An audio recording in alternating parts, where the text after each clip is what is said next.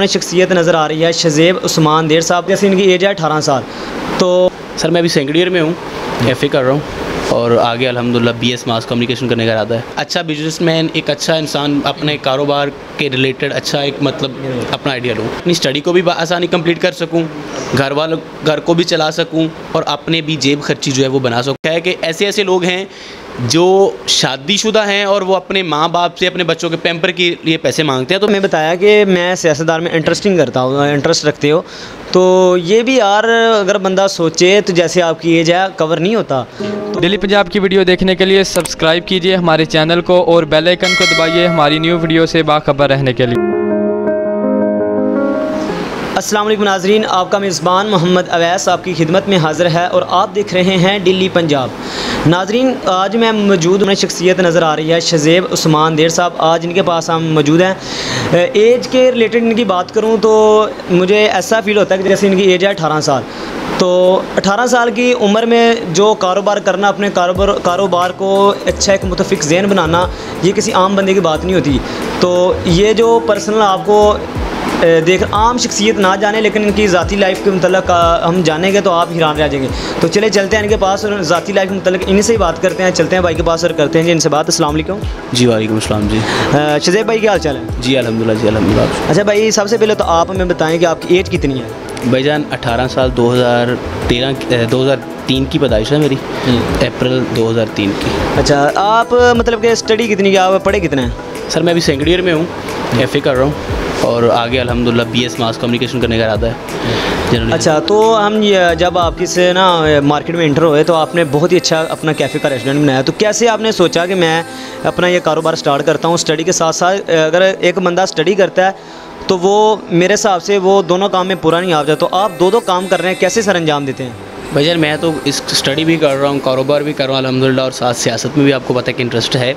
कारोबार करने का मुझे ये जो ख्याल था इसलिए आया क्योंकि कारोबार इसलिए करना चाहा कि यार मैं घर वालों का बोझ ना बनूं, बल्कि घर वालों को मैं खुद स्टैंड करूं, ताकि जब मैं अपनी स्टडी कंप्लीट करूं तो मैं एक अच्छा बिजनेसमैन, एक अच्छा इंसान, अपने कारोबार के रिलेटेड अच्छा एक मतलब अपना आइडिया लूँ।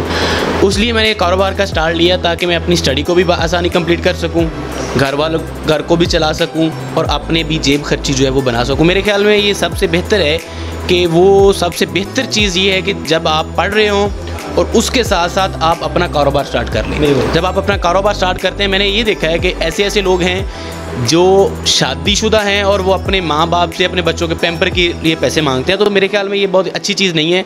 इंसान को अपने सर के ऊपर जो है वो आगे बढ़ना चाहिए। अच्छा, आपने बताया कि मैं सियासतदार में इंटरेस्ट रखते हो, तो ये भी यार अगर बंदा सोचे तो जैसे आपकी एज है कवर नहीं होता। तो सियासत में कब से आपको शौक़ आया कि यार मैं सियासत में कदम रखूँ? भाईजान मैं 2017 में सियासत में मतलब मुझे शौक़ आया खान साहब को सपोर्ट करने का कि यार एक अच्छा लीडर है, उसको सपोर्ट करनी चाहिए, और वो एक अपॉर्चुनिटी दे रहे हैं हमको कि यार आप लोग सियासत में आए और नौजवान कौम को वो जो है वो आगे लाना चाह रहे हैं। तो फिर मैंने PTI से अल्हम्दुलिल्लाह मतलब अपना एज आ वर्कर काम स्टार्ट किया और अल्हम्दुलिल्लाह मैं PTI से अपनी सियासत कर रहा हूँ। और अल्हम्दुलिल्लाह मैं अभी मुझे ताहिर बशीर चीमा साहब और चौधरी अलादा चीमा साहब ने चीमा ग्रुप जो है वो हल्का NA 169 अपने हरूनाबाद और फोड़ाबाज का, उसका मैं उनका तर्जमान भी हूँ, उनका मीडिया कोऑर्डिनेटर भी हूँ अल्हम्दुलिल्लाह। तो मतलब कि ये बस शौक़ सियासत का जो है वो अच्छे दोस्तों के साथ बैठना, सियासत के रिलेटेड बातें करना, करंट अफेयर्स को जानना और मुल्क को जानना, बस ये अल्हम्दुलिल्लाह इसी तरीके से बस। अच्छा, अगर आपको कोई मौका मिले सियासत के हवाले से कि आपको मौका दे जो आपके मतलब जिसे आप सपोर्ट करते हैं PTI को, चौधरी तारिक बशीर चीमा साहब यहाँ जिसका आपने नेम लिया, अगर वो आपको कहे कि आप इधर हमारे साथ मतलब कि इलेक्शन वगैरह में करें, तो आपका क्या ज़हन होगा? वैसे अभी तो मेरी एज नहीं है, लेकिन जब अपनी डिग्रीज़ कंप्लीट करूँगा, डिग्रीज़ कंप्लीट करने के बाद इंशाल्लाह सियासत में इंटरेस्ट रखेंगे और अपनी सियासत करेंगे इंशाल्लाह। जो आपने कारोबार स्टार्ट किया हुआ है, ये कितना अर्सा हो गया आपको? वजन ये तो अभी मेरा स्टार्ट है, 1 मंथ हुए, 14 अगस्त की ओपनिंग थी मेरी अल्हम्दुलिल्लाह। तो अच्छा चल रहा है कारोबार भी अल्हम्दुलिल्लाह। और ये मैंने अपने इलाका को फूड्स के रिलेटेड, कैफ़े के रिलेटेड, मतलब कुछ आइटम्स के रिलेटेड इंटरटेन करने के लिए मैंने इसका आगाज़ किया, क्योंकि हमारे इलाका में ये तमाम चीज़ें नहीं हैं। इसलिए मैंने सोचा कि यार ये चीज़ें हमारे इलाका के नौजवानों को, हमारे इलाका की फैमिलीज़ को एंटरटेन करने के लिए मैंने ये काम स्टार्ट किया।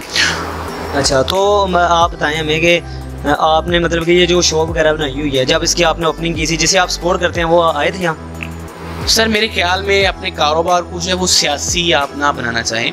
अल्हम्दुलिल्लाह जब मैंने ओपनिंग की तो उसके अंदर मैंने अपने सियासी मखालफीन को, जिनको मैं अपना सियासी मखालफीन समझता हूँ, उनको भी अल्हम्दुलिल्लाह मैंने इनवाइट किया, क्योंकि इस तरह के जो मौके होते हैं ये हम लोगों को इकट्ठे बैठकर इकट्ठे एंजॉय करनी चाहिए।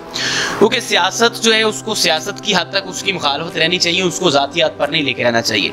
इसलिए मैंने अल्हम्दुलिल्लाह जब मैंने ओपनिंग की तो जो ओपनिंग थी मेरी, जिसका रिबन जो काटा था, वो अल्हम्दुलिल्लाह मेरे बहुत अच्छे दोस्त हैं, बहुत मुखलस भाइयों की तरह हैं। महमूद ज़िया साहब हैं, अंकल अमदाद हैं, उसके बाद गौहर भाई हैं, शाहिद इमरान तेजा साहब थे, मतलब कि ये तमाम लोगों ने मतलब मेरा इफ्तिताह के ऊपर शिरकत की थी। अच्छा, आप बताएंगे, आपका मतलब कि बोलने का अंदाज से मुझे ऐसे लगता है कि जैसे आपने किसी चैनल के एंकर पर्सन रहे हो, कभी आपने ऐसा काम किया? जी बिल्कुल। 2019 में मैं एक कनाडा का टीवी चैनल था, web channel TV NRI sports के नाम से और टीवी NRI न्यूज़, उसके ऊपर ऐसा मैंने एंकर काम किए, एज आ स्पोर्ट्स एंकर काम किया अल्हम्दुलिल्लाह। और वर्ल्ड कप 2020 की मैंने उनकी एज आ लाइव रिपोर्ट जो थी पाकिस्तान से, उनकी जो लाइव कवरेज जाती थी उसकी भी होस्टिंग की है अल्हम्दुलिल्लाह। उसके साथ साथ मैं पर्सनल असिस्टेंट रहा हूँ खालिद हुसैन भट्टी साहब का, और अल्हम्दुलिल्लाह ये एक कुदरत की तरफ से अता होती है कि वो आपको बोलने की सलाहियत अता करता है, और आपको ये तमाम चीज़ें कुदरत की तरफ से होती हैं। इसमें इंसान का मेरे ख्याल में कोई इतना अच्छा किरदार नहीं होता, इंसान खुद अपने आप को जांच लेता है कि यार ये तुम क्या चीज़ हो बस। अच्छा, आप हमें बताएं कि अभी 1 या 2 ईयर बाद या शायद 2 साल बाद इलेक्शन वगैरह होंगे, तो तर्जुमान है आप उनके, अगर वो कहें कि हमारे साथ आपने ये जो इलेक्शन के वर्कर होता है कुछ दिन काम करना पड़ता है, उनके साथ कैंपेन ऑफिस और अपना जाना पड़ता है, तो आप अपना कारोबार बंद करके उनके साथ जा सकते हैं? असल में ये जो कारोबार स्टार्ट किया हम 2 लोग हैं, एक मेरे साथ कज़न है मेरी और मैं हूँ। जब मैं इधर नहीं होता तो मेरे कज़न इस कारोबार को टाइम देते हैं, तो अगर इलेक्शन आता है तो हम अपने लीडर को सपोर्ट करेंगे इंशाल्लाह, और कैंपेन भी करेंगे। एज आ स्टेज सेक्रेटरी मैं उनके साथ रहूँगा इंशाल्लाह। उनके तमाम जितने भी उनके जलसे होंगे, जलूस होंगे, उनमें इंशाल्लाह शिरकत करेंगे। अच्छा शज़ेब भाई, थोड़े अच्छे दोस्त केड़े ने?